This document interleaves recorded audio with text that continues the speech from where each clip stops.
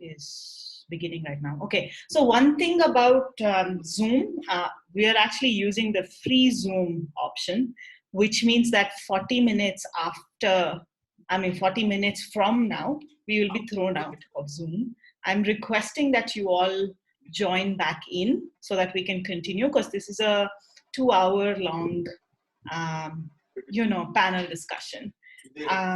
Of course, if it's boring, eventually you can step out, but we will continue. So please join us after the 40-minute kick out. I'm going to introduce Pause for Perspective, and I'm going to set some ground rules for today before we get started. So one, of course, is, please note that we are recording. We will also, at the end of today, pull together sort of like minutes of our conversation and put it together on different social media spaces as well. So you have access to, some of the things that we have spoken about. Yeah, some of the things that we've spoken about. So that's number 2. Number 3 is that the team is here. Pause for Perspective's team is here. We will introduce ourselves. So the way that today is going to go is that we will open into questions that we already have from our conversations with our people that we know, people that come to consult with us. So these are families that come to consult with us, and we have a lot of questions coming from parents really about, what to do in these times of COVID for and with our children. So I'm going to lay out some of these questions. So I'll be the panel chair, and I will lay out these questions. Our team of experts who are present here, they will sort of share their thoughts about what how to answer these questions, and then I'll pull it together. So we will do like a 45-minute discussion, after which one of our team members will present to you a psychological understanding of the lifespan development and some of the emotional aspects that usually become addressed in the course of a lifetime for a child and for an adult. And Shweta will talk about that. And then towards the end, we will have ample of time for further questions that you might have. More specific questions maybe based on what you are grappling with your children and yourselves and family. All right, so that's going to be the structure. If you have questions, that will be answered after about an hour of this discussion. So if you do want to ask a question, you will need to raise your hand. There is a button for that within your little window. So find that button, and you can raise your hand, and then we will ask you. But I'll open the floor out for that when we are ready. I'm also going to mute some people because some of you are not muted. So yeah, so make sure your audios are muted. Cool. All right, so that's about it in terms of specific rules. We are on all sorts of social media, as typically as Pause for Perspective. We're on Instagram, Facebook, LinkedIn. We also have a website called pauseforperspective.com. So you can check us out. If you need to ask us more questions about today or any other topic around mental health, you can always reach out to us. So like I said, I am Aarti. We here, my team, 1, 2, 3, 4, 5 of us along with me were present here today, and we will be sort of leading today's conversation. Pause for Perspective is a mental health organization. We're a small fledgling organization with about 17 mental health professionals in this space. We do a variety of things, including working with families and children. There's a lot more that we do in terms of, we do a lot of mindfulness program, work for the marginalized community, but also regular individual and family sessions at our now currently closed practice at Begumpet. We are now taking on online sessions as well. So that's a little bit about positive perspective. I'm going to have everybody just quickly introduce themselves and introduce the team of workers who work with children and families. All right, so I'm going to give the mic over to Pooja Agarwal. So I'm Pooja Agarwal. I've been a therapist, a counselor at. Can't hear me. Now? Can't hear. Okay, one second. Now?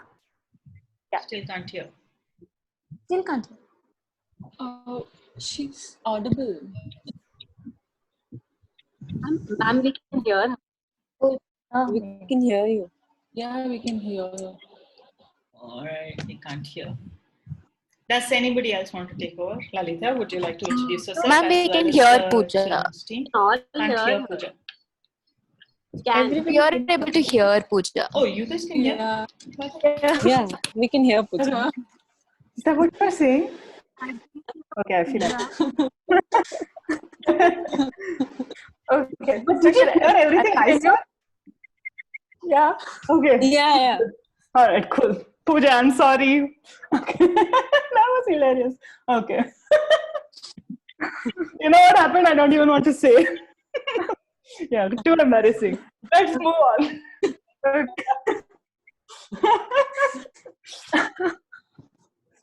I'm Pooja Agarwal. I've been a therapist at Pause for Perspective for 3 years now. And along with Aarti ma'am, I lead the team that works with children and families at PFP. Our work with children primarily is focused around ensuring that we can advocate for the child and for the family themselves.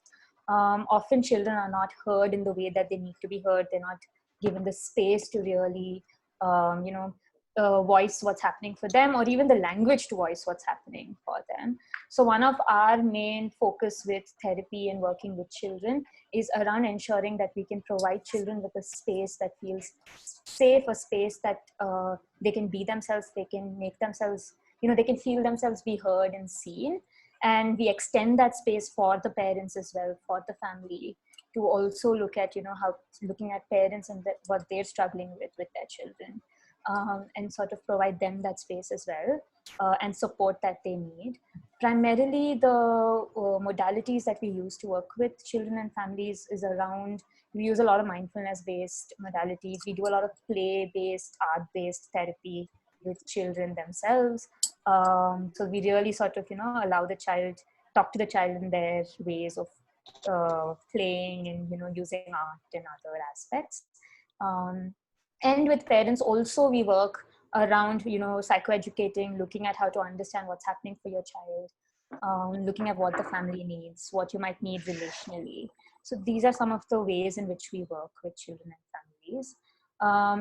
We also see children with a number of different concerns. So it can be children who are, facing issues in school, behavioral concerns that parents might have, relational concerns that are happening at home between child and parents.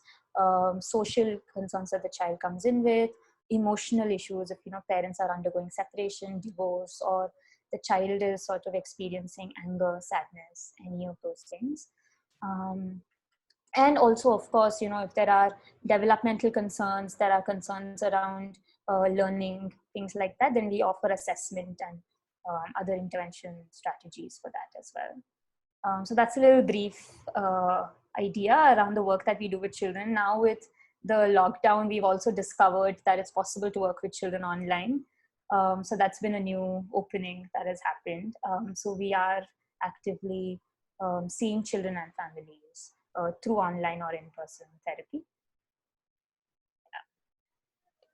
Yeah. If the others on the team can introduce themselves and add more if you'd like about the work that we do.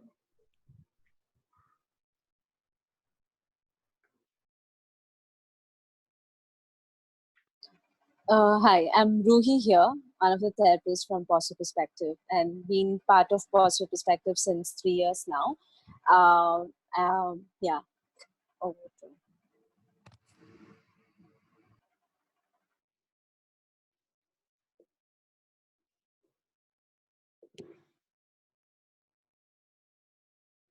Okay, Lalita, would you go, please?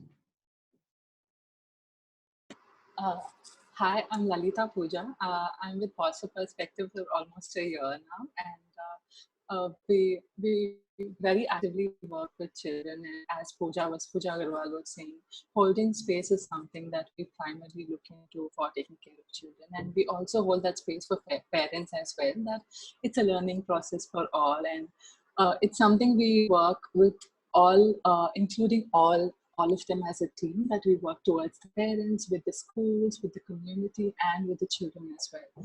So that's the kind of space that we hold.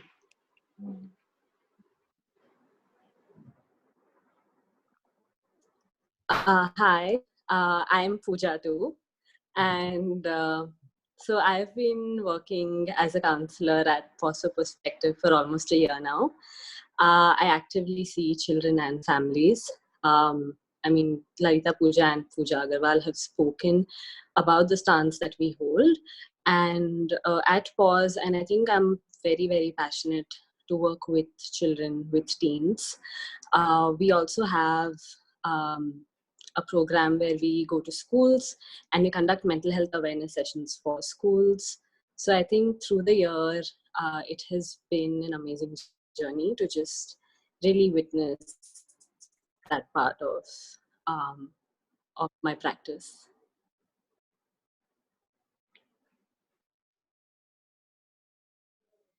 Shweta? Hi everyone, this is Shweta, counseling psychologist at Positive Perspective. I've as well been for a year now with Pause, and it's an amazing learning journey for me. So me along with Lalita Pooja, we also lead mental health awareness workshops for different communities like corporates, colleges, universities, also NGOs. So we work closely with all of these, extending our outreach programs, and we contribute to bringing a lot of specific topics that we can talk about as mental health professionals. Yeah, we're continuing to do this program right away online as well, reaching out to a lot of corporate sectors now. Yeah, I also see couples, and we as a team, a few of us as well here, we see individuals, children, and couples as well. So yeah, that's about it. Awesome. Thank you. Thank you, Shweta. All right, so we're going to begin the panel. So panel entails, of course, I'm going to be asking questions to these folks who actively work with children. And they're going to sort of lay out their inputs, and I'm going to pull it together for all of us here. We've been working with children online in these times of the COVID as well, and a lot of our parents that we see and consult with have a lot of questions about some of these sort of parenting bits, and so I'm going to start with some of these questions that we've been grappling with, along with the families that we work with, and then we'll take it from there. And I'm keeping time as well, so we will go for another, say, 40 minutes, and then we will open it up to the floor for questions. Okay. So one of the first questions we've had is, now that children are home, they're on their phones or their iPads or even their televisions for about 8 hours a day. So how do I deal with something like that? That's one of the biggest questions. What is this? How can they be on the phone for 8 hours straight? What can we do about that? Would one of you like to sort of address that?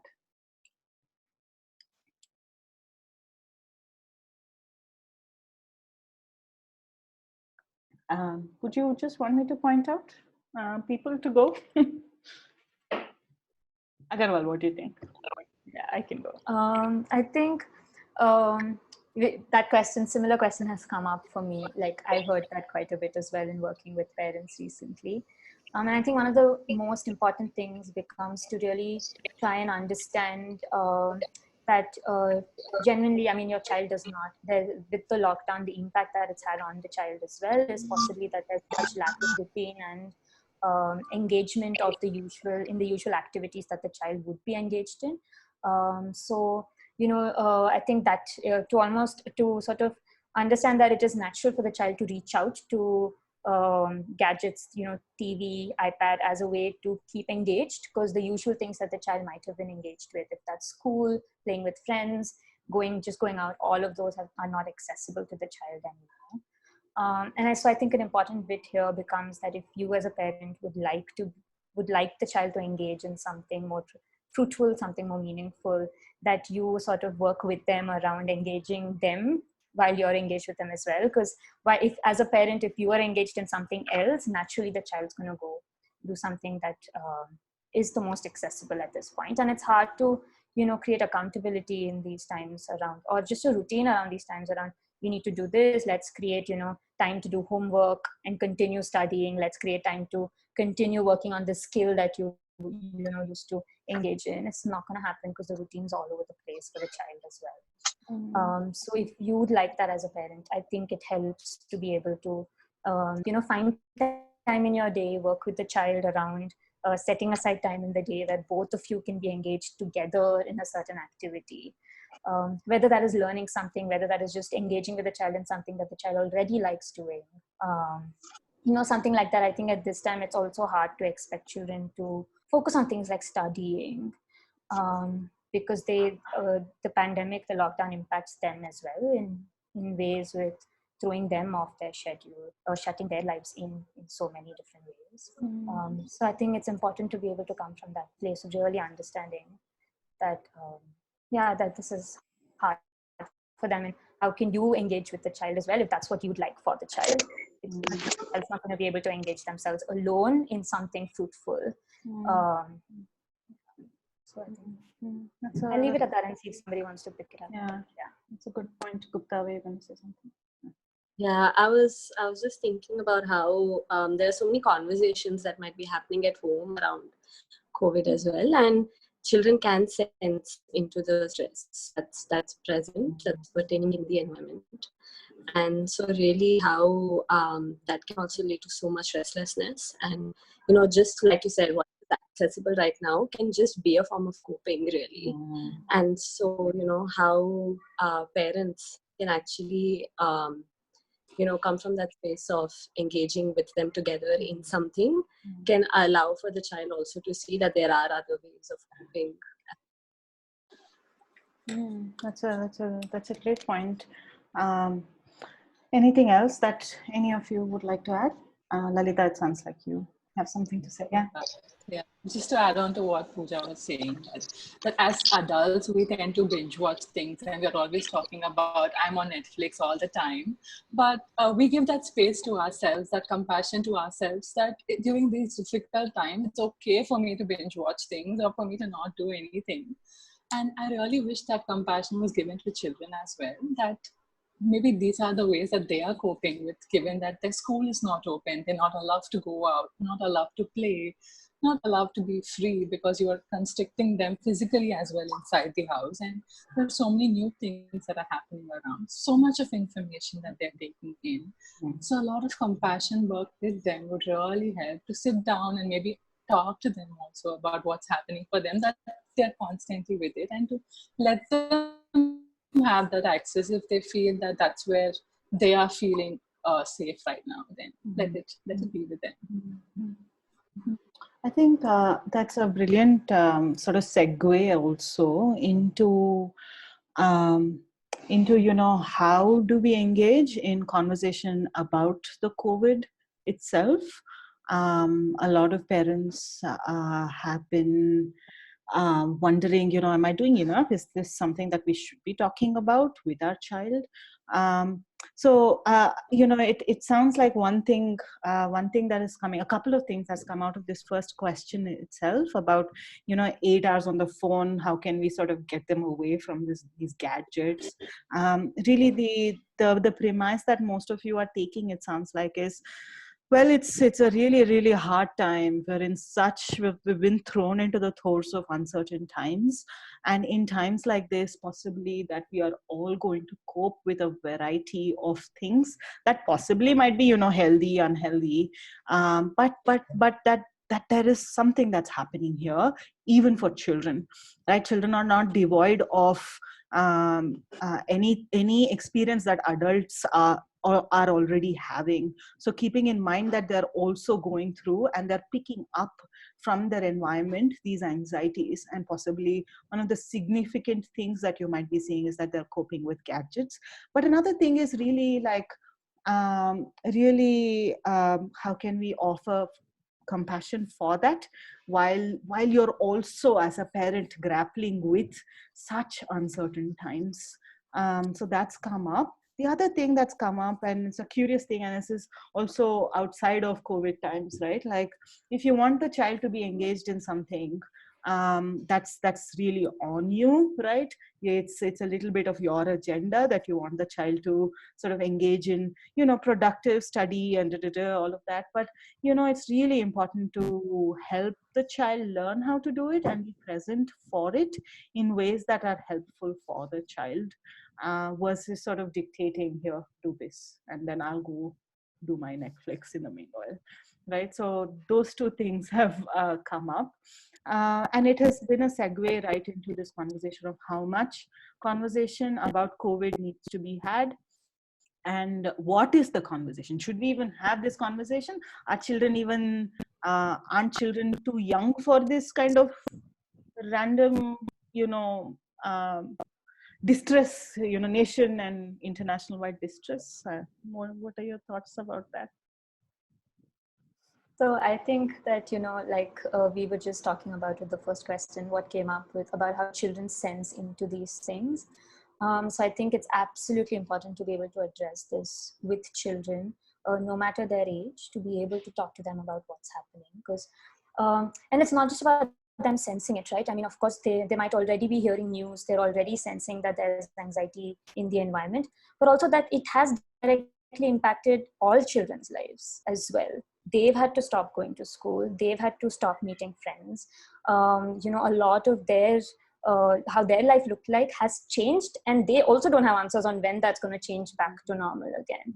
Mm-hmm. So just the fact that, of course, they already sense into these anxieties and that it has impacted them directly.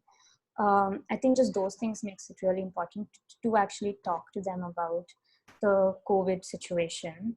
And, the ways to talk to them can really be around, I think, really sort of looking at what do they already hear from news, what do they already understand. I think already for a lot of children who are going to school, at least the children that I've seen so far, there was already conversations around this that was happening in school. So what do they understand already about the situation, and how can we better explain to them what's really happening in a way that, can be grounded in facts of what's happening. And also then parents can sort of talk to the children, or talk to their kids about, what that means for, the family, what that means for us, what do we, what can we do right now in these times that can help us. I think sort of ending in those ways that helps, ground in this is what we are able to do, but also constantly, I think, acknowledging and also providing language to the child around how this is a scary situation, that a lot of things have changed and you are possibly, feeling scared, you're feeling unsure, possibly maybe you're feeling confused about what's going on. Sort of, providing language for these things, even if the child's not voiced that that's what they're experiencing. I think we can make a good guess that that is what the children are experiencing, because we as adults are feeling it as well. So I think talking about it in those ways is really important to be able to have those conversations. Anybody else? Yeah, I also felt like adding up to what Pooja just mentioned, that also asking these questions around how do they feel now that they see their parents constantly on some meetings or something work from home, of having this communication with the child of what do you feel about this, that I am on my gadget for a long time, and being able to let them know that, yeah, this is some work happening probably.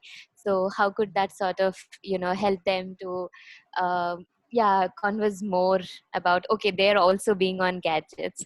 So how can they bring out time for themselves with the parents?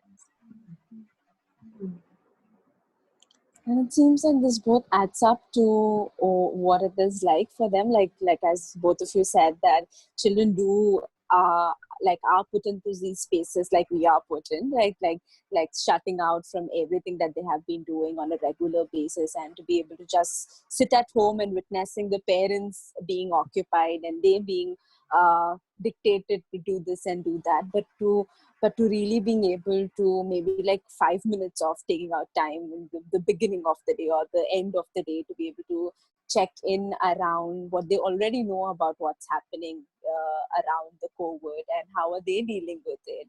Like in the beginning, we spoke about how maybe gadgets is something that it's their coping mechanism around what's happening right now. But to really being able to talk about what are you feeling right now based on what you're experiencing, right? And that could be a great way into uh, having that conversation. You're also being present for the experience of the child, and also being able to see how do we navigate this conversation in a way that the child is being heard, and probably you also be able to share it up that how was it for you, and that back and forth conversation can really be powerful is what I was wondering. Mm-hmm. Mm-hmm. Anybody else? Yeah. Gupta, you want to say something? Yeah, I was just thinking about how even scientifically, the area of the brain that is really responsible for judgment and for insight is not yet completely developed. Like even for teens, it's just 80% developed. So really how, at this point, I think it becomes so much more important for us to be able to give them language for what's happening. Because then at least they're able to make sense of why they're feeling how they're feeling. So I think even scientifically, I think it's important to be able to talk about these facts of really what's happening, because we are at that space where we can make sense of this, where we can plan as per this. But for children, really, that language is not provided yet. So yeah. Mm-hmm. Mm-hmm. Brilliant points, you guys. I think one of the biggest things that have come out of this conversation is that communication is central to helping children cope effectively with such a pandemic level of crisis that we're all experiencing. And it sounds like one of the things that you guys have said is really being honest about how you might be feeling about this as well. Yeah, these are uncertain times, and we don't know how things are looking. Today your school is closed, tomorrow it's closed. Now they're saying summer vacation, tomorrow they're saying okay, it'll open up in this time. We don't know, right? The best that we can do is sort of focus on what we both can do together about what we're feeling right now, right? And oftentimes it is just allowing to have that feeling. So I have two children. One of them is 7 years and the other one is 9 years. And we've been having a lot of conversation about, what is this COVID thing? And, my children, when they cough, they're like, oh my, so initially, right around the time of the lockdown sort of being announced, they started crying every time they would sort of sneeze or have a blocked nose. Am I having COVID? Am I going to die? And they would actually start crying because they were sort of really anxious about what is this thing? Why are people dying? And what's happening in China? They really a lot of confusion. And then one of the things I did with my 9-year-old is we actually looked at historically. So we did a little history lesson out of this. We did historically the different epidemics and pandemics that have happened worldwide. And so both we did prehistory and history. So now we know what prehistory is also. She's 9 years old. And we have looked at how these things happen, what happens to governments when these things happen, what happens to people when these things happen, what happens to money when these kinds of things happen. And the most striking thing happened with an overnight conversation that we had with, I was lying on the bed and we had finished this lesson, and Anika, my daughter, was like, well, it means we're all going to die. And then my son was like, obviously. And then I had to switch on the light and be like, wait, what's happening? We're all not going to die. but the truth is that it is uncertain, right? We don't know how pandemics affect races of people. It just, there is no it just affects all sorts of people all kinds of times. So what is the precautions we can take? How do we care for ourselves? What is the best we can do when we do feel this anxious? So sometimes it's just a hug because they are younger children, but sometimes it is really good conversations that can come out of it, that can really build an emotional sort of network of something that you can take with you for the rest of your life with your child, right? So the potential for building an emotional connection is profound in moments like this. So that's my little bit based on everything that you guys have said. Another question is that we've had is, yeah, all this is great, but it's very annoying when children are bored, right?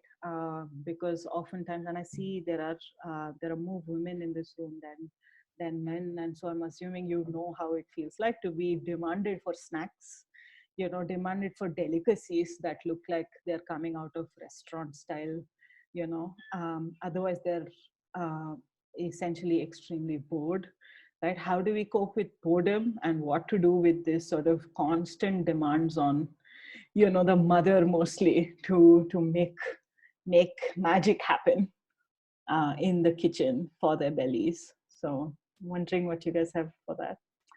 Also, I want to point out, I'm sorry, there is a 3-minute meeting time countdown that's happening on my side of the window.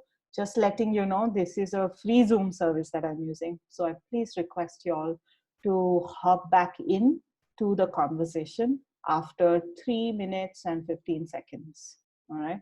Okay. But we can go over to this answer. What do we do with a child's annoying boredom?